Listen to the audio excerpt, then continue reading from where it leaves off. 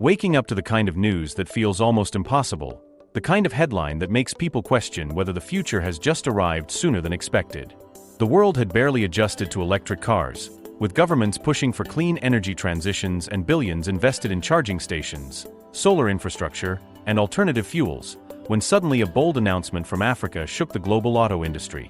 A self-powered car, a vehicle that doesn't need gas, doesn't need charging, doesn't depend on the electric grid, and doesn't stop running because of fuel shortages, was not only real but ready to be mass-produced. The figure was massive: 100,000 units prepared for production and distribution.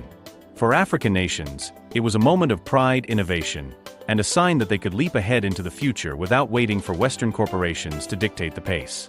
But then came the shock. The United States, instead of applauding this monumental breakthrough, made moves that effectively blocked the deal. The questions began pouring in. Why?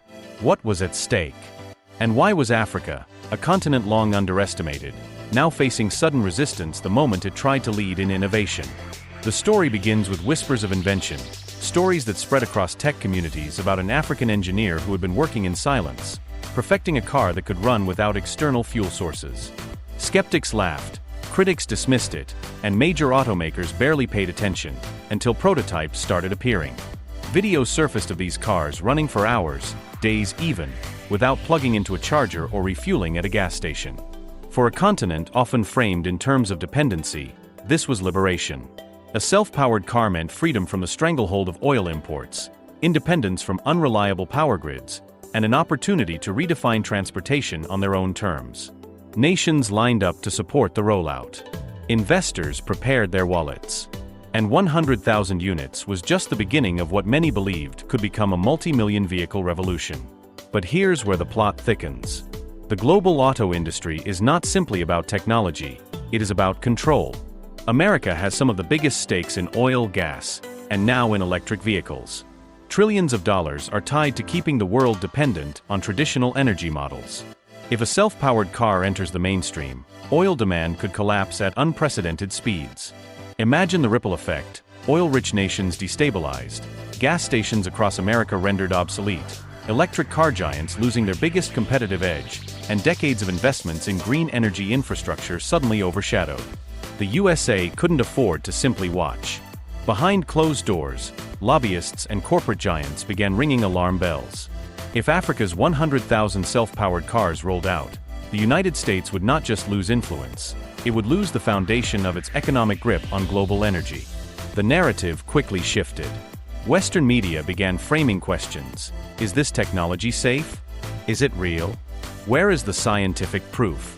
Instead of celebrating, suspicion was planted. Officials quietly moved to slow down exports, citing regulations, safety testing, and patent disputes. The deal that was supposed to mark Africa's bold leap into the future suddenly ran into walls of bureaucracy and political pushback. For Africans who had waited decades to showcase their brilliance to the world, it felt like sabotage. And in many ways, it was. Because history tells us that whenever a groundbreaking technology threatens powerful industries, the resistance is immediate. When oil was first challenged by renewable energy, the fossil fuel lobby fought back hard. When electric cars started gaining momentum, legacy automakers did everything possible to delay the transition. And now, when Africa tried to put self-powered cars on the map, America's block was not just about safety or policy. It was about power, economics, and control. Yet, the emotional impact was enormous. Ordinary Africans had felt hope like never before. Imagine families who struggle daily with fuel prices suddenly seeing a car that doesn't need gas. Imagine businesses that rely on unstable electricity realizing they could operate vehicles indefinitely without charging costs.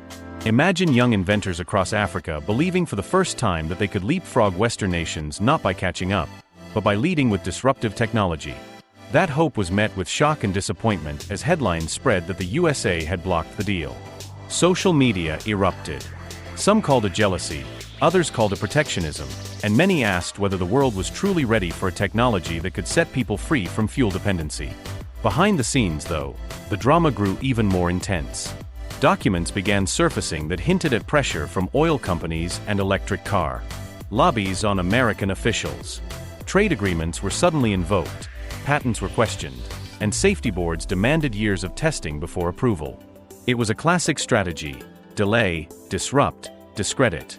The world had seen it before, but this time it stung even more because it wasn't Silicon Valley or European labs being held back.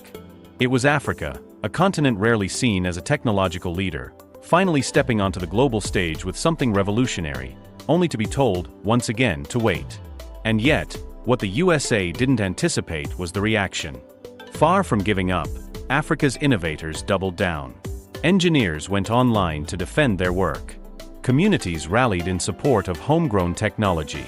Nations that had signed onto the 100,000 car deal began negotiating alternatives, looking at Asia, South America, and other allies for partnerships. The shock America intended to deliver ended up fueling determination. Because in the end, the question wasn't just why the USA blocked the deal. It was whether the rest of the world would allow one nation's fear of disruption to stop a technology that could benefit humanity at large. As the debate rages, the story is far from over. Some argue the USA's move is proof that the cars truly work, because if they didn't, why block them? Others believe it's only a matter of time before the truth comes out and Africa's invention changes the world whether America likes it or not. What is certain is that the moment the news broke, Africa was indeed shocked, but it was not a shock of defeat. It was a shock that awakened a continent to the reality that innovation is power, and power is never given freely, it must be claimed. The tension surrounding the self-powered car deal did not fade overnight. In fact, the more the story spread, the more people began to realize the depth of what had actually happened. This was not just a case of a car being blocked, it was about an entire continent being told its innovation was too disruptive for the established order. To understand the full picture, you have to look beyond the headlines and see the massive forces at play. On one side stood Africa, eager to rise above decades of being cast in the shadows of Western dominance, holding in its hands a technology that could liberate millions from the cycle of fuel dependency. On the other side stood the United States, a global giant with enormous stakes in oil, energy, and electric vehicle markets, staring down the possibility that its investments, its control, and its influence could unravel overnight if this new reality was allowed to take root. The sheer number, 100,000 cars, was itself a statement. This was not a prototype or a vague concept whispered in small workshops. This was mass production, the kind of scale that could not be ignored. The deal meant fleets of vehicles hitting African roads, demonstrating day after day that they worked, that they were real, and that they could be owned by ordinary citizens. The proof would not come from a lab report or a flashy press conference. It would come from mothers driving their kids to school, farmers transporting their produce, and workers commuting without paying a cent for fuel or charging. That kind of evidence could not be hidden, could not be dismissed, and could not be denied. And that was precisely what frightened those who had the most to lose. The USA has always positioned itself as a leader in technology and innovation. From Silicon Valley's dominance in the tech world to Detroit's legacy in the auto industry, America has built its identity on being at the forefront. To imagine that an African breakthrough could suddenly leap ahead of decades of American research and investment was not just an economic threat, it was an ego shock. For years, narratives have been carefully crafted to paint Africa as a place of need, not of solutions. The arrival of a self-powered car turned that narrative upside down. Suddenly, it wasn't America exporting innovation to Africa. It was Africa creating something the world desperately wanted. And that reversal of roles was too much for some to accept. This is why the reaction was so swift and so forceful. To the public, the USA's block was wrapped in language about safety, regulation, and intellectual property. But behind those carefully chosen words lay fear. Fear that global oil markets could collapse. Fear that electric vehicle giants could crumble. Fear that America's role as a global economic superpower could be challenged not by China, not by Europe, but by Africa. That possibility was not just unsettling. It was unthinkable for those who had long assumed that innovation flowed in only one direction. For Africa, the shock was both emotional and awakening. Across the continent, young inventors and dreamers had always been told to look outward for inspiration and opportunity. The moment news of the self-powered car spread, that story changed. It was proof that Africa was capable of creating world-shifting technology, proof that its people were not just consumers but creators. Communities erupted in debates about what it meant. Some saw the USA's block as validation, because no one blocks what isn't real. Others saw it as another chapter in a long history of suppression, where African ideas are dismissed or stolen before they can fully bloom. The truth, perhaps, was both. The real power of the story was not just in the cars themselves, but in what they represented. Imagine villages where electricity is scarce suddenly having transportation that requires no charging. Imagine businesses saving millions by cutting fuel costs entirely.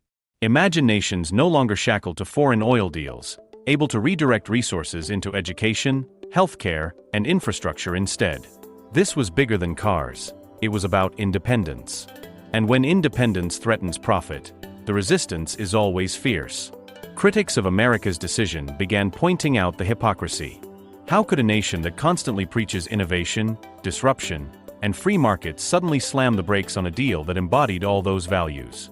How could the land of opportunity, the country that celebrates entrepreneurs, decide that African innovation was a step too far? The answers were uncomfortable.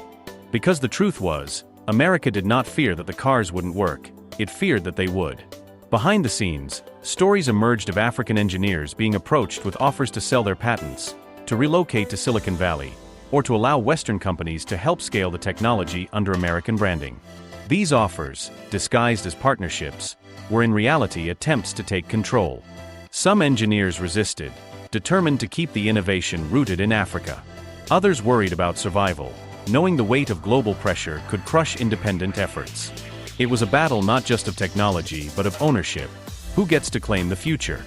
The shock spread far beyond Africa. In Asia, countries watched closely, recognizing parallels to their own struggles against Western dominance. In South America, leaders voiced solidarity, calling for a new era where innovation is not dictated by a handful of nations but shared globally. The world was waking up to a truth that had long been whispered but rarely spoken aloud. Control of energy is control of the world. And if self-powered cars break that chain, the balance of power could shift forever. But for all the drama, one question kept repeating: why 100,000? Why that specific number? The answer revealed something deeper. 100,000 cars is not just a product launch, it's proof of scalability. It's evidence that the technology is not theoretical but ready for real-world adoption. That number meant people could no longer dismiss the cars as a gimmick or a hoax. It was enough to be seen on highways, in cities, across borders. It was enough to make headlines, enough to build trust, and enough to show that Africa was not playing small. That scale was terrifying to the industries that stood to lose everything. Because once you prove it works at 100,000, the next step is 1 million, and after that, there is no turning back. The USA's move to block the deal may have slowed things down, but it also revealed its hand. It showed the world just how disruptive this technology really was. If the cars were fake, why bother? If the idea was flawed, why interfere? By blocking the deal, America unintentionally gave it credibility, confirming to millions that this was not just another false promise. In trying to stop the future, they may have only accelerated its arrival. Africa's shock was raw, but within that shock grew determination. For too long, African nations have been told to wait their turn, to rely on aid, to consume what others create. This block was a wake-up call that innovation comes with resistance, but resistance is also proof of significance. And so the story of the self-powered car is no longer just about vehicles. It is about a continent realizing that the world will not hand over recognition easily. It must be claimed, defended, and fought for. And that is why the fight is far from over. Even as America celebrates blocking the deal, even as lobbyists cheer the temporary victory, seeds have been planted across Africa and beyond. Young engineers are inspired. Investors are curious.